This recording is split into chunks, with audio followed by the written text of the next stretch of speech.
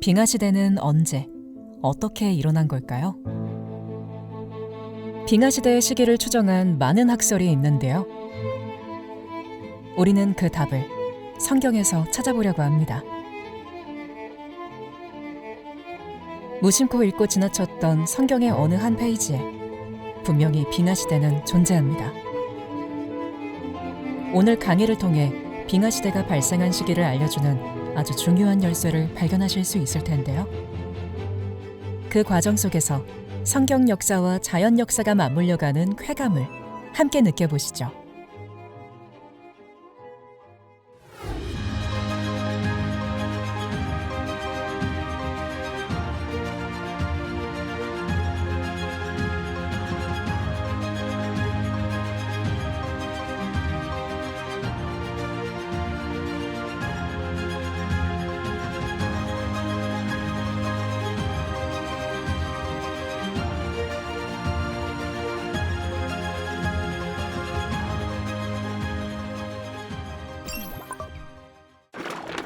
지난 시간에 우리는 빙하와 빙하 지형을 보았고 과거 언젠가 수백 미터의 두께로 빙하가 육지의 30%를 덮었던 시기가 있었음을 확인했습니다. 이 시대를 빙하 시대라고 부릅니다. 그리고 성경에서 얼음, 눈, 추위와 같은 빙하 시대의 분위기를 보여주는 책이 바로 욥기라는 점도 다루었습니다. 이번 시간은 빙하 시대가 일어났던 구체적인 시기에 초점을 맞추게 될 겁니다. 그 전에 빙하 시대는 퍼즐 조각 맞추기라고 했던 거 기억나시나요? 오늘은 이 가운데 노아 홍수에 대한 이야기와 함께 조금 생소한 단어 수뷴 사막에 대하여 다루게 될 것입니다.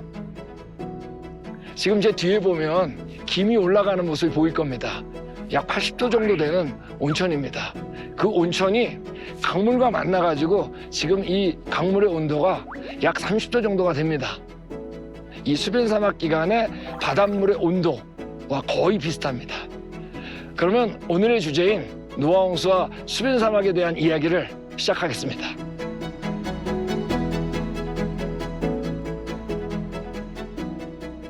빙하 시대는 지구 역사 중에 언제였을까요? 빙하 시대 시기를 판단하기 위해서는 빙하의 위치와 분포를 먼저 이해할 필요가 있습니다.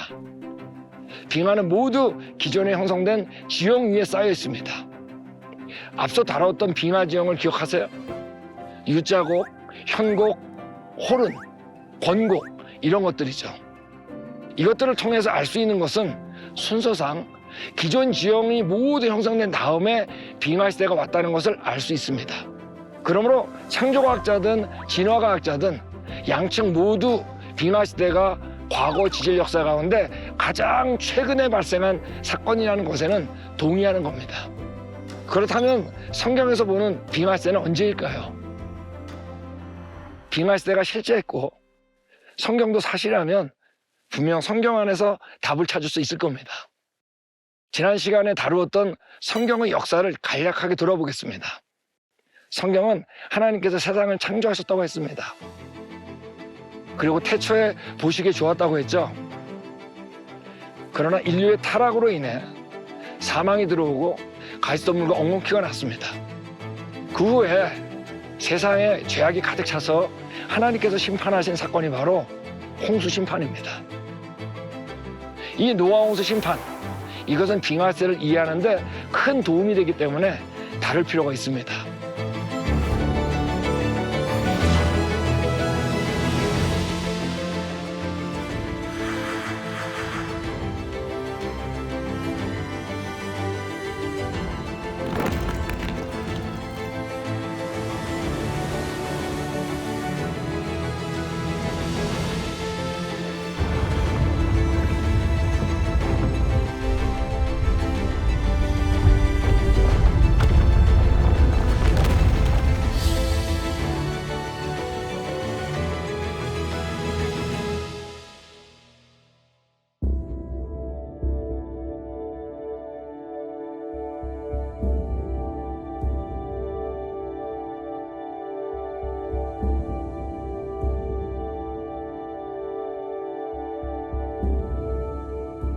여러분, 물이 물러가던 과정도 엄청난 격변이었겠죠. 이 과정에서 아직 굳기 이전인 지층들을 침식시키며 지금의 산과 강 같은 지형들을 남겨놓았습니다. 빙하세 시기에 대한 중요한 단서를 혹시 눈치채셨나요? 만약 이 노아 홍수 때 기본적인 지형들이 형성되었다면 빙하세는 적어도 노아 홍수 심판 사건 이후라는 것이죠. 빙하세가 아무리 빨라도 홍수 이후라는 점을 염두에 두시기 바랍니다.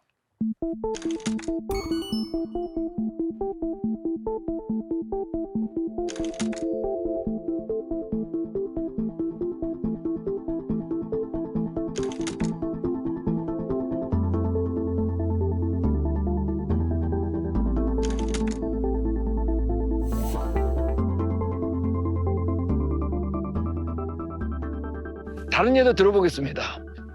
하나님께서 창조하실 때 반복적으로 보시기에 좋았다라고 성경은 기록하고 있습니다.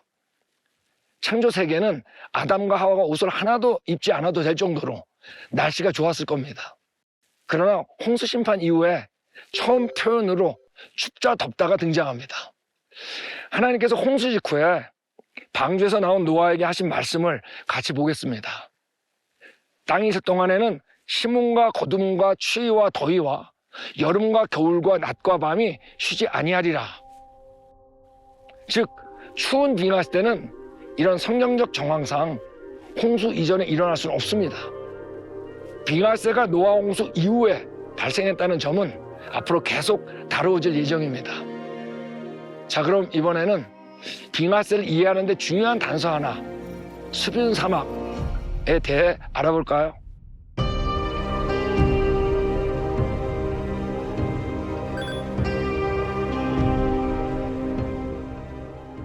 수빈 사막, 영어로는 웻 데절트라고 부릅니다. 그러면 왜 홍수 직후의 시기를 수빈 사막이라고 하는지 설명드리겠습니다.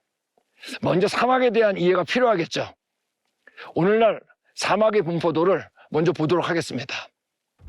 미국 서부의 광활한 사막이 바로 모하비 사막입니다.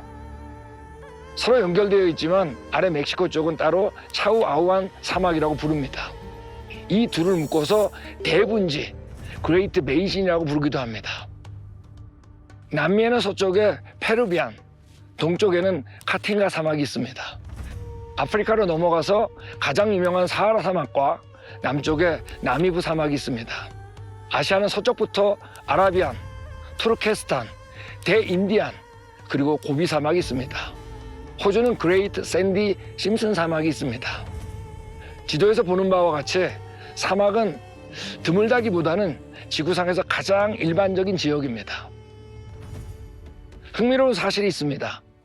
사막을 연구하는 대부분의 사람들이 동의하는 것이 하나가 있는데, 모든 사막은 예전에 사람이나 동물이 거주하는데 어려움이 없었던 지역이라는 겁니다. 즉 비가 적당히 내렸던 지금보다 훨씬 좋았던 지역이었다는 것이죠. 그 증거를 보겠습니다.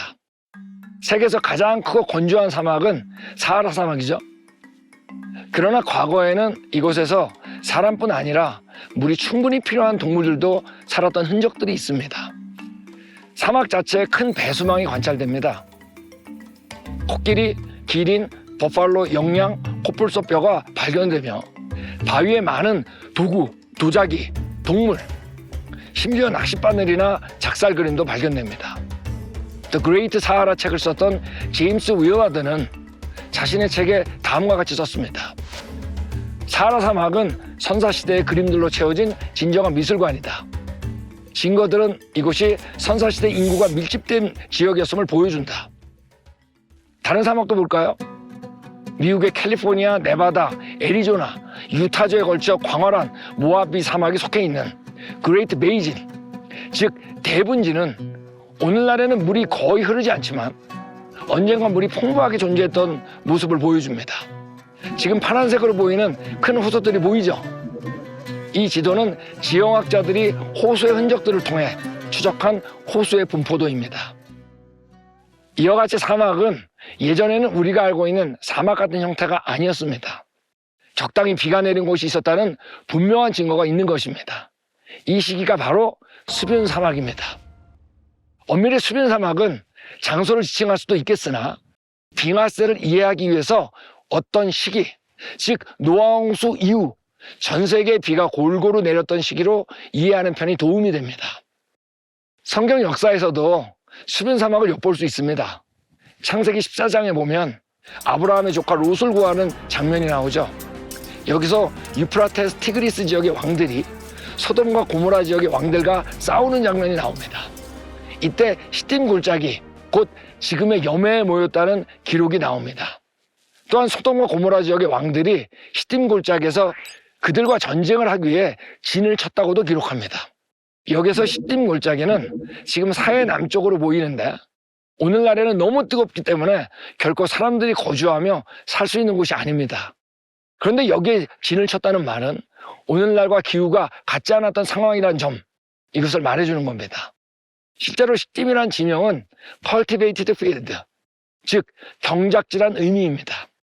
아브라함 당시에는 농사 짓기에 좋은 곳이라는 것을 말하고 있는 것입니다. 또한 창세기 13장에 롯이 아브라함이 땅 분배를 할 때 말씀을 보겠습니다.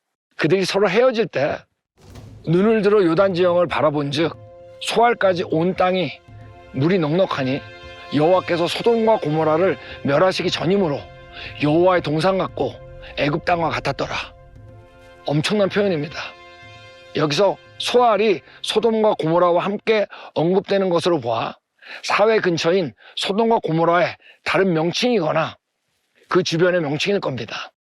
즉 그때는 물이 넉넉했다는 것입니다. 수변 사막이 그러지 않으세요? 지금은 뜨거운 사막인 사해 남쪽이 살기 좋은 곳이라는 것을 암시하고 있는 겁니다. 여기 홍수 이전에 하나님께서 노아에게 하신 말씀도 주목해 보겠습니다. 방주에 동물들을 넣는 이유는 생명을 보존케 하기 위해서, 그리고 그 씨를 온 지면에 유전케 하기 위해서라고 언급하고 있습니다. 즉 사람과 동물들을 살리는 이것이 바로 방주를 잇는 목적이었습니다. 그러나 오늘날 동물들에게 멸종이 일어나고 있습니다. 가장 큰 이유는 극단적인 기후 때문입니다. 즉 이런 극단적인 기후는 하나님께서 동물들을 살리려는 의도와 어울리지 않습니다. 씨를 보존한다는 것은 살린다는 의미인데 이에 반하여 멸종은 죽이는 일이기 때문이죠. 서로가 상반된 표현인 것입니다. 그러므로 노아 홍수 직후의 환경은 빙하나 동토, 사막 같은 극단적인 기후가 아니며 지금보다 훨씬 좋은 환경이었다는 점을 그려볼 수 있습니다. 또한 하나님께서 방주에서 나온 노아에게 땅에 충만하라고 명령하셨습니다. 이런 명령도 사람이 걸어갈 수 없는 빙하나 갈 길을 막는 사막과는 어울리지 않습니다. 하나님께서 노아에게 주시려고 했던 땅은 분명 빙하나 사막 같은 지금의 모습은 아니었습니다.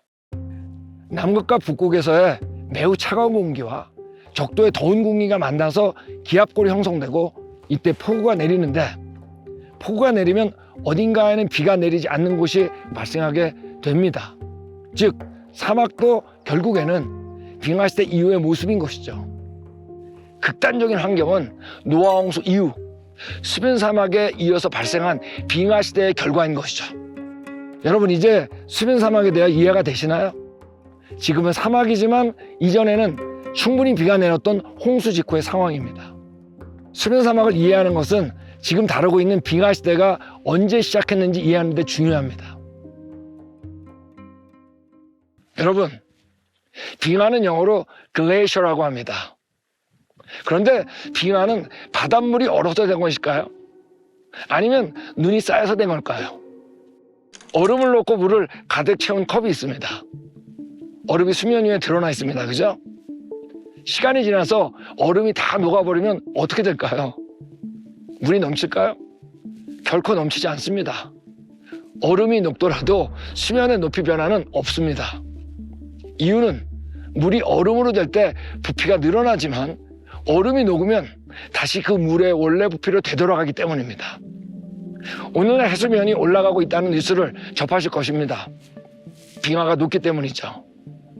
그러나 빙하는 육지에 눈이 쌓여서 형성된 것이기 때문에 빙하가 녹으면 그 물이 바닷물로 들어가서 해수면이 상승하는 것입니다.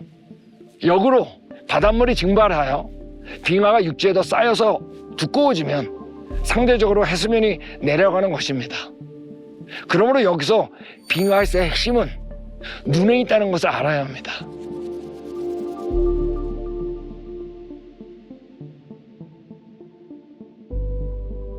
빙하가 눈이 쌓여서 되었다는 점은 아주 중요한 사실입니다. 즉 빙하 시대는 춥기만 했던 시기가 아닙니다. 눈이 많이 내렸던 시기를 말하는 것입니다. 만약에 오늘날 전 지구가 영하 50도로 떨어졌다고 해보겠습니다.